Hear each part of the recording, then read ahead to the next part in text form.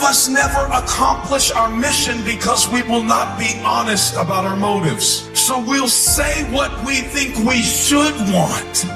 And that's why we never get anywhere in prayer, and why we never get anywhere in self-awareness.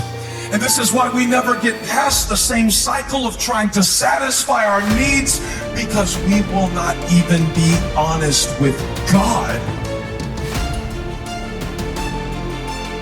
And I fight with everything I've got to overcome those weaknesses and those shortfalls and those flaws, as I strive to be just a little bit better today than I was yesterday.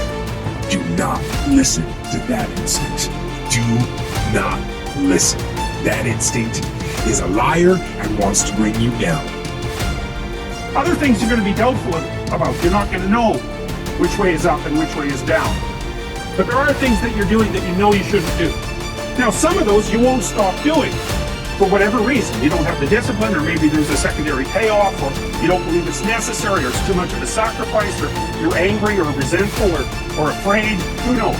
So forget about those for now. So I'm going to read something to you. I'm going to help somebody now. I'm going to get somebody to light tonight.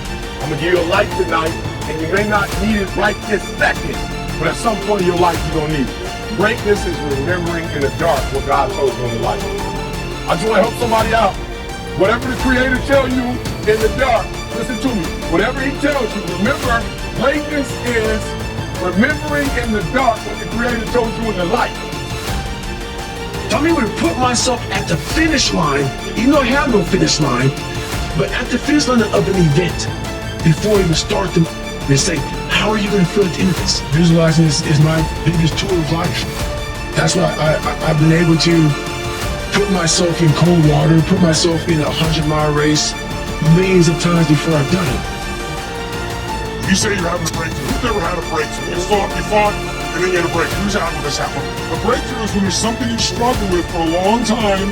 You say you're going to change, you say you're going to make it happen, you're going to lose that weight, you're going to grow your revenues, you're going to make that profit, you're going to make something happen, you're going to find that relationship, you're going to stop smoking, and you get right near the edge, and then you pull back. Who's done this multiple times before? But then, finally, you had a breakthrough, you broke through and actually changed it. Say, You have to believe in you when it's a battle, when you're a hitter against a pitcher, or when you're a quarterback against a defense, or you're a defenseman in the NHL against their best offensive player, or you're a golfer and you have to make a 9-foot putt to win a tournament, right? You better have self-confidence. In fact, the separator, more often than not, at the highest level in sports, is not they're a better shooter or a better putter or throw the ball a little bit faster, because everybody throws hard in the major leagues nowadays, it seems, right?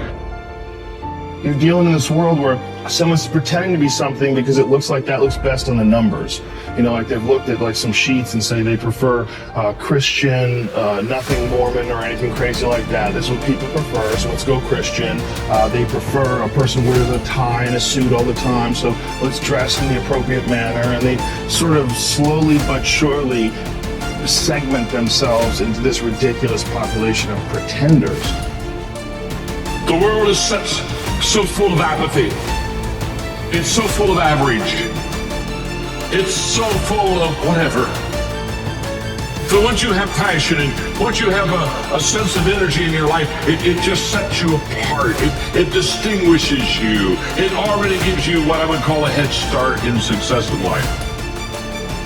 You are still maintaining an optimistic point of view. And what that means is that you, when you're an optimist, you believe that your actions and your thoughts matter. You believe that you can handle what's on your plate. You believe that based on your thoughts and your actions, you can positively affect the outcome of whatever it is that you're dealing with. So often, we want to just, when we fail, we want to just forget it, push it aside, stuff our emotions, and then immediately go to the next thing. When you stuff your emotions, when you swallow your emotions, your stomach keeps score. It's kind of like, what if you took a can of Coke and you shook it up for a long time and then you put it in the freezer? What's going to happen to it? It's going to explode eventually. And this happens in your life when you don't deal with your emotions properly.